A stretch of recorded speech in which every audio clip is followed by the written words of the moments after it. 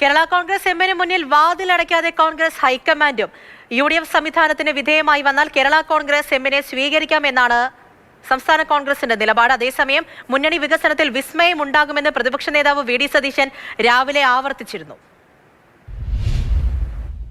കേരള കോൺഗ്രസ് എമ്മിന്റെ മുന്നണി മാറ്റം സംബന്ധിച്ച അഭ്യൂഹങ്ങൾ പ്രചരിക്കുന്നതിനിടെ ഒരു ചർച്ചയും നടന്നിട്ടില്ലെന്ന് കോൺഗ്രസ് കേന്ദ്രങ്ങൾ സ്ഥിരീകരിക്കുന്നു.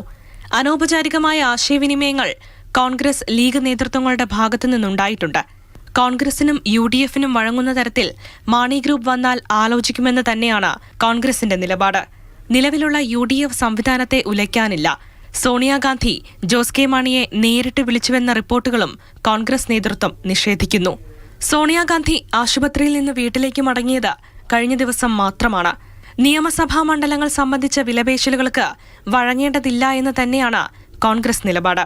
മാണി സി കാപ്പൻ മത്സരിക്കുന്ന പാല, PJ ജോസഫ് വിഭാഗം മത്സരിക്കുന്ന ഇടുക്കി തുടങ്ങിയ മണ്ഡലങ്ങൾ വിട്ടുകൊടുക്കാൻ വിഷമമാകും.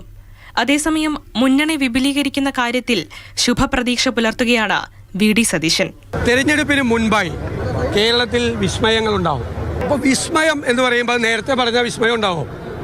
അത് വരുമ്പോഴല്ലേ വിസ്മയമാവുള്ളൂ. വന്നാൽ മതി, വരുമ്പോൾ കറക്റ്റായിട്ട് പറയും. അല്ല, വിരലിൽ എണ്ണാവുന്ന ദിവസം നിങ്ങൾ വെയിറ്റ് ചെയ്താൽ മതി. അപ്പോൾ ആ വിസ്മയം എന്താണെന്ന് LDFന്റെയും NDAയുടെയും ഭാഗമായിരിക്കുന്ന കക്ഷികൾ UDFിലേക്ക് എത്തുമെന്നും VD സതീശൻ അറിയിച്ചു. നിലവിൽ മുന്നണി മാറ്റവുമായി ബന്ധപ്പെട്ട കോൺഗ്രസിന്റെ ഭാഗത്തുനിന്ന് ഇടപെടലുകൾ ഉണ്ടാകില്ലെന്നും VD സതീശൻ പറഞ്ഞു.